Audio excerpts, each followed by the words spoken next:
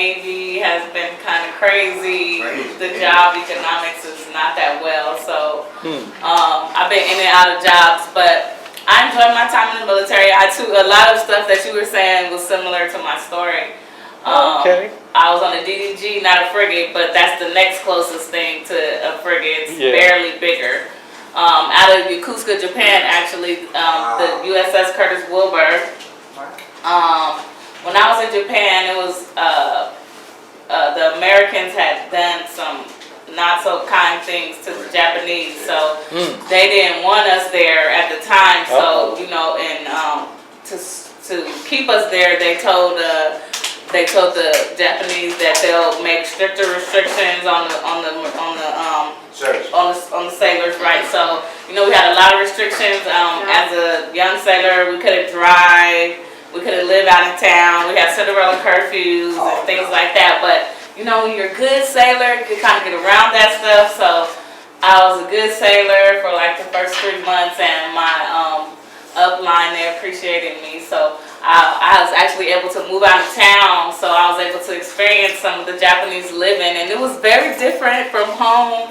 You know, they had their toilets actually have the water that comes out of the top of the toilet instead of its own sink. So that was interesting. I was like, is this the toilet water being recycled through here? That's what I'm washing my hands with? No, it wasn't, but you know, it makes you think that. When I first got to Japan, I had to use the bathroom really bad, so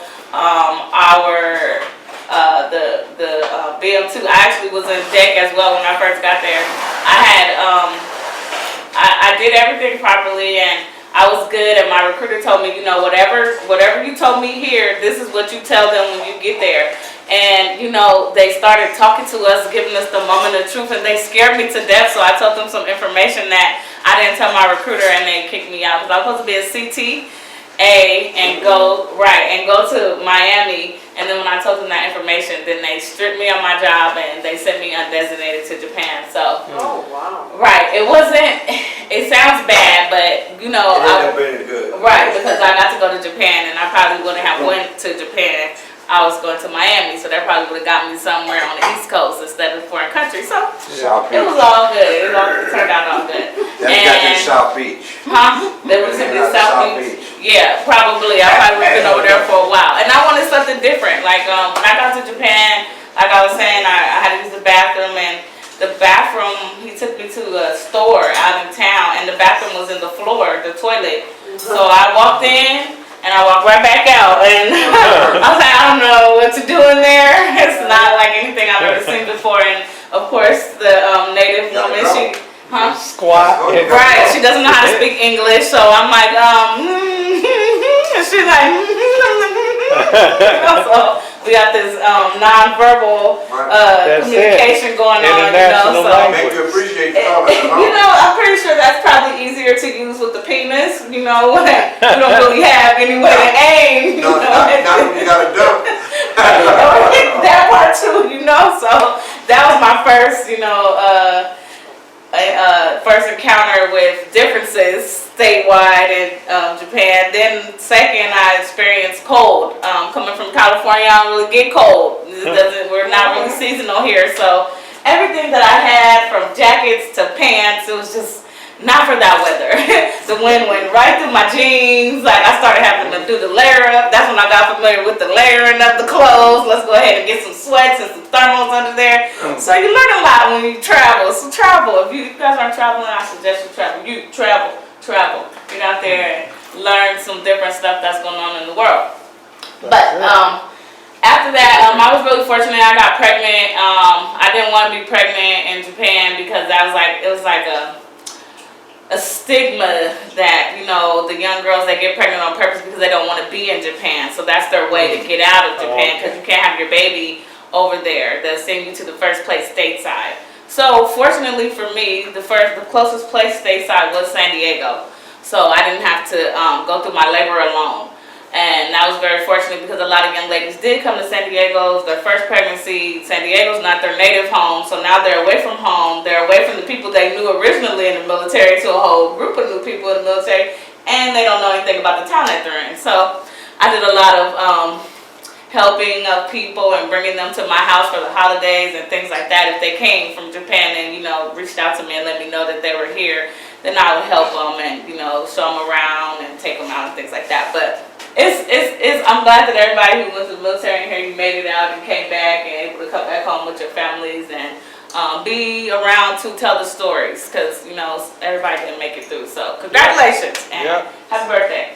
So, how'd you like being out in town in Japan and everything was backwards, the way they drive? oh, I know, Other right? side of That, the oh street. my goodness, You go everything down the was stairs at backwards. the train and you're going the wrong way and those little ladies. And You know, and I was gonna say the older people, the younger people, they loved us. They wanted to be like us. They used to watch MTV and BET and just copy everything they seen, the dance moves, the way we dressed and all that. But the older people, they're still caught up on the war.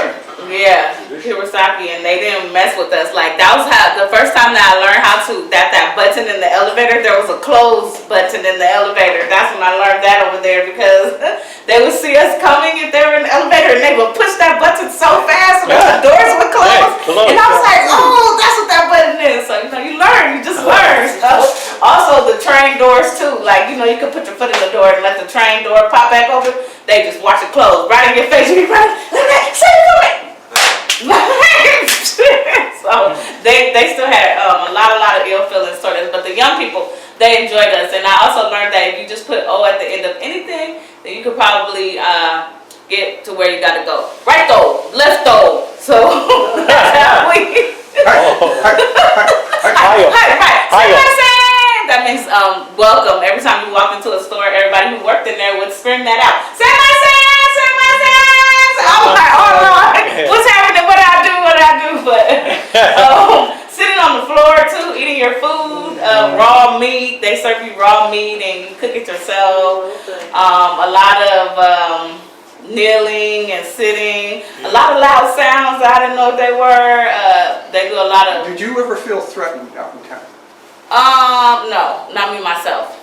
I heard things. I would take off on a Sunday morning and I'd go.